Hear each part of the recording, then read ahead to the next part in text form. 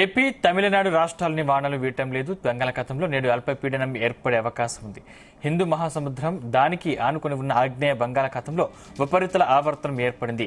దీని ప్రభావంతో ఇవాళ దక్షిణ బంగాళాఖాతంలో అల్పపీడనం ఏర్పడే అవకాశం ఉందని వాతావరణ శాఖ పేర్కొంది. ఇది పశ్చిమ వాయువ్య దిశగా కదులుతూ ఈ నెల 12 నాటికి శ్రీలంక, తమిళనాడు తీరాలకు చేరువవుతుందని అంచనా వేస్తుంది. దీని ప్రభావంతో 11, 12వ తేదీల్లో తమిళనాడులో, 12న దక్షిణ కోస్తా, రాయలసీమ జిల్లాలో భారీ వర్షాలకు అవకాశం ఉందని వాతావరణ శాఖ తెలిపింది. అల్పపీడనం వాయుగుండంగా మారే అవకాశం ఉందని వాతావరణ నిపుణులు అంచనా వేస్తున్నారు.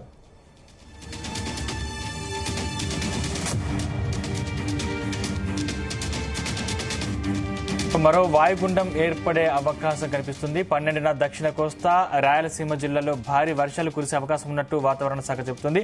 ఇదే అంశానికి సంబంధించిన మరింత సమాచారం మా ప్రతినిధి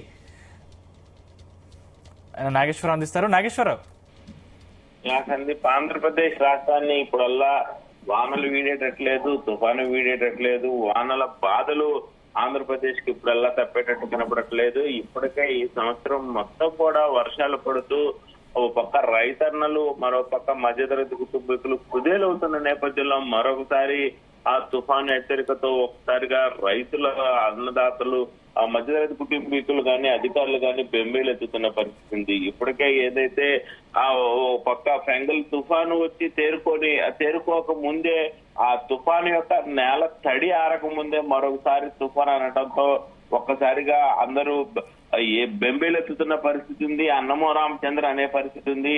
ఆ కూడు కోసం, గుడ్డ కోసం ఎత్తుక్కునే పరిస్థితి వచ్చిందా ఈ సంవత్సరం అన్న పరిస్థితిలో మధ్యతరగతి కుటుంబీకులు ఉన్నారంటే కూడా ఎటువంటి సందేహం లేదు. ఇప్పటికే గత వారం రోజులుగా కూడా రాయలసీమ వ్యాప్తంగా బెంగాల్ తుఫాన్ దెబ్బకి ఇప్పటికి కూడా కొంతమంది ఇంట్లో నుంచి బయటకు వచ్చే పరిస్థితి లేదు. ఇప్పటికే వాగులు వచ్చిన పరిస్థితి ఉంది. వానల దెబ్బకి, తుఫాన్ దెబ్బకి కొన్ని వీధులు జలమైన పరిస్థితి ఉంది.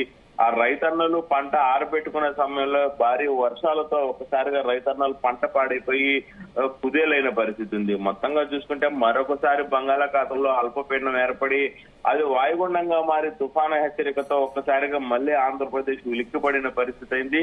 ఆంధ్రప్రదేశ్, తమిళనాడు రెండు రాష్ట్రాల్లో కూడా వానలు వదిలేటట్టు కూడా కనపడట్లేదు. బంగాళాఖాతంలో నేడు ఏర్పడిన బంగాళాఖాతంలో నేడు అల్పపీడనం ఏర్పడే అవకాశం ఉన్నట్టు కూడా వాతావరణ శాఖ హెచ్చరించిన పరిస్థితి ఉంది. హిందూ మహాసముద్రంలో దానికి ఆనుకొని ఉన్న ఆగ్నేయ బంగాళాఖాతంలో ఉపరితల ఆవర్తనం ఏర్పడింది. దీని ప్రభావంతో ఇవాళ దక్షిణ బంగాళాఖాతంలో అల్పపీడనం ఏర్పడే అవకాశం ఉందని వాతావరణ శాఖ హెచ్చరించిన పరిస్థితి అయితే ఉంది. ముఖ్యంగా పశ్చిమ వాయువ్య దిశగా కూడా కదులుతూ ఈ నెల 12 నాటికి శ్రీలంక, తమిళనాడు తీరాలకు చేరుతుందని అంచనా వేస్తున్నారు. దీని ప్రభావంతో ఈ నెల 11, 12 తేదీల్లో తమిళనాడులోని, 12న దక్షిణ కోస్తా, రాయలసీమ జిల్లాల్లో భారీ వర్షాలు పడే అవకాశం ఉందని కూడా వాతావరణ శాఖ హెచ్చరించడంతో ఒక్కసారిగా అందరూ కూడా బెంబేలెత్తుతున్న పరిస్థితి ఉంది.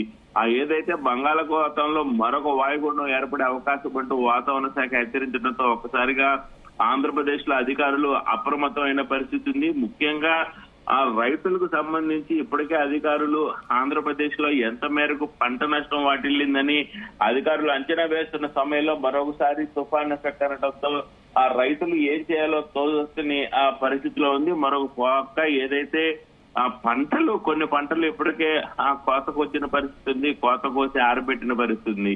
మరికొన్ని పంటలు ఇప్పటికే పూత వచ్చే దశలో ఈ తుఫాను పడితే ఆ పూత అంతా రాలిపోయే పరిస్థితి ఉంది. కొన్ని పంటలు పూత వచ్చే రాలిపోయే దశ నుంచి కొన్ని పంటలు పండి అవి ఆరబెట్టుకునే సమయంలో వర్షం వస్తున్న నేపథ్యంలో ఎక్కడ కూడా ఆంధ్రప్రదేశ్ లో ఎటువంటి పంటలు కూడా ఈ సంవత్సరం చేతికి వచ్చేలాగా కనపడట్లేదు. ముఖ్యంగా ఈ భారీ వర్షాల కారణంగా ఇప్పటికే గత 2-3 నెలలుగా ఉల్లి ధర గాని, టమాటా ధర గాని అందుబాటులో లేక పేదలు, మధ్యతరగతి కుటుంబీకులు ఇద్దరు కూడా ఇబ్బంది పడుతున్న తరుణంలో మరొకసారి తుఫాన్ ఎఫెక్ట్ తో రాయలసీమ నుంచి వచ్చే ఉల్లిపాయ గాని, అలాగే టమాటా గాని ఆంధ్రప్రదేశ్ కు చేరే పరిస్థితి కనబడట్లేదు.